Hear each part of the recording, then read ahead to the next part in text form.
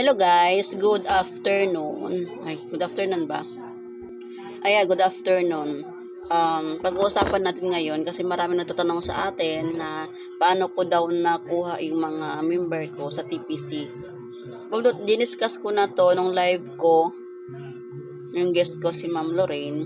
Yun nga, nakuha ko lang sila sa through posting. Kasi kadalasan sa mga member ko, hindi ko talaga sila kilala in person. Kapit tayo guys. So nakilala ko lang sila through posting talaga. Sakto ko mga tag din, kakatag pagtag ko din sa kanila. So may vlog na ako nito guys about sa paano ka makakuha ng prospect mo, paano ka makapag-close deal. May vlog na ako to, visit lang kayo sa aking YouTube channel, Lizelle Paltep po. Yan po ay aking YouTube channel.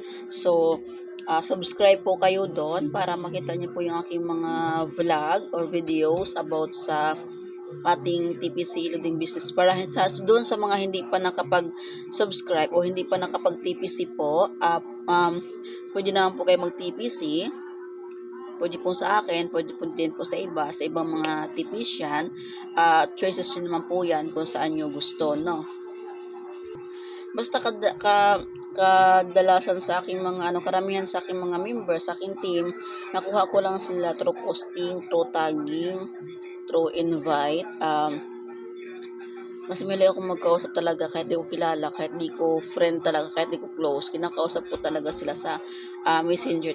Tsaka, tinatag ko rin po sila at ang iba nga po i-share ko na rin po bago kayo mag friend request sa akin, tingnan niyo muna yung wall ko kung ano yung purpose ko sa pag-FB page, pag-Facebook ko. Baka kasi mainis kayo na puro na lang post ko yung nasa wall nyo kasi nagtatag po talaga ako. So may kilala ako na nag-friend request siya sa akin. So since kilala ko naman siya,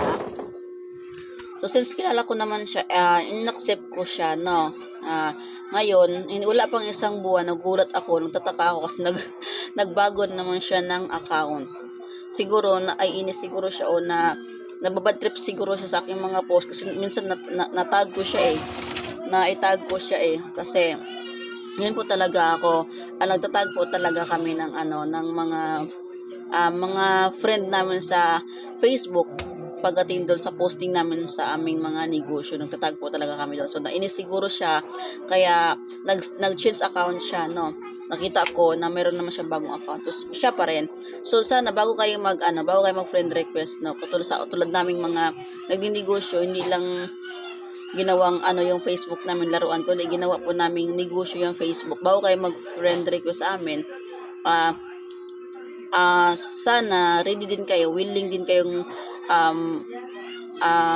ready din kayo na may tag ka namin sa aming mga posting po sa aming mga negosyo. So pangit naman po kasi pag ganun, anong purpose mo bakit nakipag friend request ka doon tapos pagdating ng ilang araw lang magbagong account ka na naman kasi nga naiinis ka doon sa aming mga posting, di ba?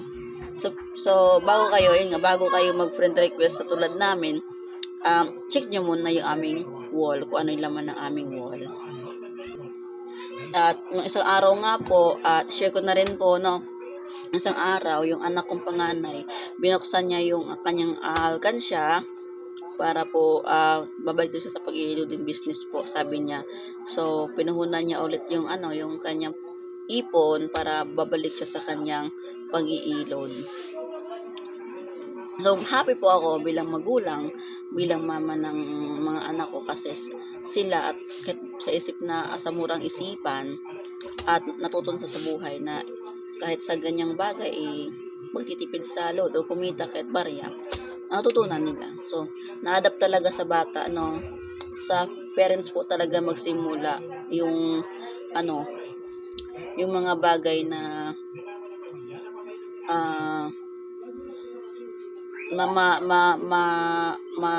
mamana din ng mga anak natin. So sa parents talaga magsimula yun. So ayun, proud ako sa mga anak ko. Siyempre, kahit ganito lang kami, napakasimple lang na mamamayan, napaka-proud ko sa mga anak ko at salamat din po dun sa mga taong hanggang ngayon nagtitiwala pa rin sa amin, sa kakayahan namin, lalo na ako sa kakayahan ko bilang upline leader nila. So maraming salamat po sa inyo. At taos puso po ako nagpapasalamat sa team ko at sa mga tao na willing pang matuto, ready po ako magturo at doon po sa mga nagmamasid lang dyan na gustong sumali.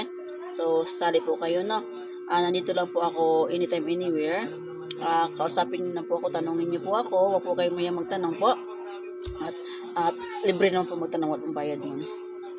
So, ano pa ba?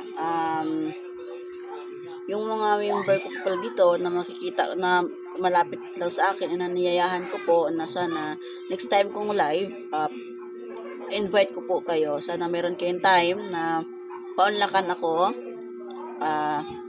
Ganito lang sa bahay, chika-chika lang tayo about sa ating TPC loading business kasi maganda rin po yun na minsan na pag-usapan natin yung ating negosyo, yung personal talaga, personal po, ng batuhan tayo ng mga mga questions, mga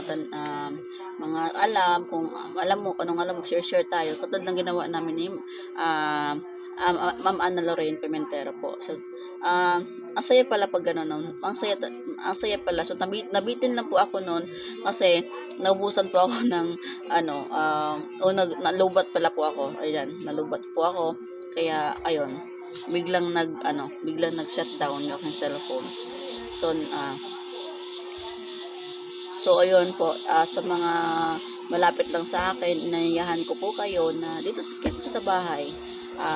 Hindi naman po kami mayaman, guys. Simpleng mamamayan lang po kami, pero kahit sino welcome po sa aming bahay po.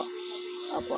So yun lamang po. Maraming salamat once again. I am Coach Liz, Loan Supplier Nationwide, upline leader ng Team Payaman. God bless po sa lahat. Ayun lamang po. At sa mga hindi pa po nakapag-subscribe po sa aking YouTube channel, please po subscribe po kayo at panoorin niyo po yung aking mga videos doon. Maraming salamat po.